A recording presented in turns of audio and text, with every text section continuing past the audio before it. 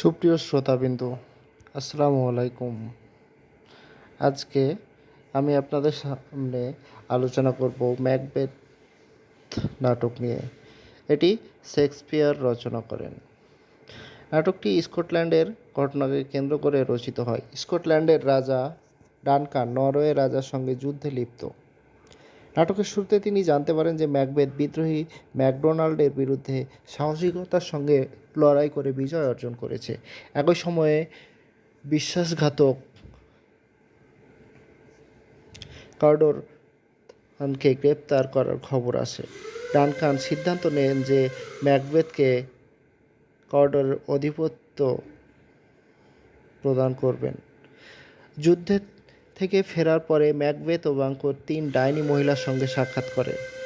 ডাইনিরা ভবিষ্যদ্বাণী করে যে ম্যাকবেথ কার্ডোরের খান হবে এবং পরে স্কটল্যান্ডের রাজা হবে, আর বাঙ্কোর বংশধররা রাজা হবে। ডাইনিরা অদৃশ্য হওয়ার পর রস ও অ্যাঙ্গাস নামে 2 অভিজাত ব্যক্তি ম্যাকবেথকে কার্ডোরের থান উপাধি প্রাপ্তির সংবাদ দেন। এটি শুনে ম্যাকবেথ ডানকানকে হত্যার চিন্তা করতে শুরু করে, যাতে ডাইনিদের দ্বিতীয় ভবিষ্যদ্বাণী সত্য হয়। ম্যাকবেথ ও বাঙ্কো ডানকানের সঙ্গে সাক্ষাৎ করে এবং ডানকান ঘোষণা করেন যে তিনি ম্যাকবেথের প্রাসাদে অতিথি হিসাবে যাবেন। ম্যাকবেথ আগেই চলে যায় তার বাড়ি প্রস্তুত করতে। এদিকে লেডি ম্যাকবেথ তার স্বামীর পাঠানো এক চিঠির মাধ্যমে ডাইনিদের ভবিষ্যদ্বাণীর কথা জানতে পারে। এক দাসী এসে ডানকানের আগমনের সংবাদ দিলে লেডি ম্যাকবেথ উচ্ছ্বসিত হয়ে ওঠে এবং নিজেকে নির্মম করে তোলার জন্য অশুভ শক্তি সহায়তায় প্রার্থনা করে, যাতে তিনি ডানকানকে হত্যা করতে সক্ষম হন। ডানকান যখন প্রাসাদে পৌঁছান, লেডি ম্যাকবেথ তাকে একা স্বাগত জানায়, কিন্তু ম্যাকবেথ নিজেকে গোপন করে রাখে এবং মনে মনে দুশ্চিন্তা করতে থাকে। লেডি ম্যাকবেথ তাকে প্ররোচিত করে, বলছে যে সে যদি সত্যিকারের পুরুষ হতে চায় তবে ডানকানকে হত্যা করতেই হবে। লেডি ম্যাকবেথ তখন হত্যার পরিকল্পনা তৈরি করে, যা ম্যাকবেথ মেনে নেয়। তারা ডানকানকে তার মাতাল দেহরক্ষীর ঘুমের মধ্যে হত্যা করে এবং প্রমাণগুলো তাদের উপর চাপিয়ে দেবে। ম্যাকবেথ দেখে যে এক রক্তাক্ত খঞ্জর তার সামনে ভাসছে, যা তাকে ডানকানের কক্ষে নিয়ে যায়। লেডি ম্যাকবেথ ঘণ্টা বাজে ইঙ্গিত দেয় যে সব কিছু প্রস্তুত। ম্যাকবেথ ডানকানকে হত্যা করতে যায়।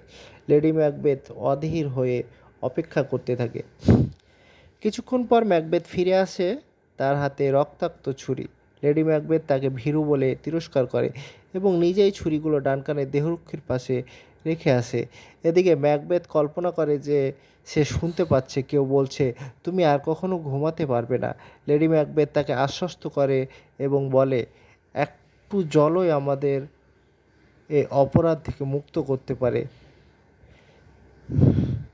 ম্যাকডাফ ও ল্যান্স নামের 2 অভিজাত ব্যক্তি এসে উপস্থিত হয়। এক দারোয়ান মজার ছলে বলে সে যেন নরকের দরজা পাহারা দিচ্ছে। ঠিক তখনই ম্যাকডাফ ডানকানের মৃতদেহ আবিষ্কার করে। ক্রোধে উন্মত্ত হয়ে ম্যাকবেথ দেহরক্ষীর হত্যা করে এবং বলে যে তিনি দুঃখ রাগের বশে এটি করেছেন। ডানকানের 2 ছেলে ম্যালকম ও ডোনালবেন নিজেদের প্রাণ রক্ষার জন্য ইংল্যান্ড ও আয়ারল্যান্ডে পালিয়ে যায়, যার ফলে তারা হত্যার ষড়যন্ত্রকারী হিসেবে সন্দেহভাজন হয়ে ওঠে। ম্যাকবেথ স্কটল্যান্ডের রাজা হিসেবে সিংহাসনে বসে। ডাইনিদের ভবিষ্যদ্বাণী অনুসারে বাঙ্কোর বংশধররা রাজা হতে পারে, তাই ম্যাকবেথ বাঙ্কো তার ছেলে ফ্রিয়ান্সকে হত্যার জন্য ঘাতক নিয়োগ করে। তবে লেডি ম্যাকবেথ এই পরিকল্পনার বিষয়ে কিছুই জানে না। 3 জন হত্যাকারী বাঙ্কোকে হত্যা করতে সক্ষম হয়, কিন্তু ফ্রিয়ান্স পালিয়ে যায়। এক ভোজসভায় বাঙ্কোর প্রেতাত্মা আবির্ভূত হলে ম্যাকবেথ আতঙ্কিত হয়ে পড়ে। তার অস্বাভাবিক আচরণ থেকে অতিথিরা সন্দেহ করতে শুরু করে। লেডি ম্যাকবেথ পরিস্থিতি সামাল দেওয়ার চেষ্টা করলেও ভোজটি বিশৃঙ্খলভাবে শেষ হয়। এরপর ম্যাকবেথ সিদ্ধান্ত নেয় যে সে আবার ডাইনিদের শরণাপন্ন হবে। এদিকে ম্যাকবেথের অভিজাতরা তার বিরুদ্ধে ষড়যন্ত্র করতে শুরু করে। ম্যাকডাফ ইংল্যান্ডে যায় এবং ম্যালকমের সঙ্গে মিলে স্কটল্যান্ড আক্রমণের পরিকল্পনা করে। ডাইনিরা ম্যাকবেথকে 3টি ভবিষ্যদ্বাণী শোনায়। প্রথমত তাকে ম্যাকডাফের বিরুদ্ধে সতর্ক থাকতে বলা হয়। দ্বিতীয়ত বলা হয় যে নারী জন্ম নয়, এমন কেউ তাকে হত্যা করতে পারবে না। তৃতীয়ত সে কেবল তখনই পরাজিত হবে যখন বার্নাম বোন ডানসিনের দুর্গের দিকে অগ্রসর হবে। ম্যাকবেথ মনে করে এটি অসম্ভব এবং সে অজেয়। এদিকে ইংল্যান্ডের ম্যালকম ম্যাকডাফের আনুগত্য পরীক্ষা করার জন্য নিজের দুর্নীতি সম্পর্কে মিথ্যা স্বীকারোক্তি দেয়। যখন ম্যাকডাফ তার প্রতি বিশ্বস্ত থেকে যায় তখন ম্যালকম তার বিশ্বাসযোগ্যতা নিশ্চিত করে এবং যুদ্ধের পরিকল্পনা চূড়ান্ত করে। স্কটল্যান্ডে ম্যাকবেথ প্রতিশোধ নিতে ম্যাকডাফের স্ত্রী ও সন্তানদের হত্যা করে। লেডি ম্যাকবেথ গভীর অনিদ্রায় ভুগতে থাকে এবং ঘুমের মধ্যে নিজের অপরাধের কথা বলে ফেলে।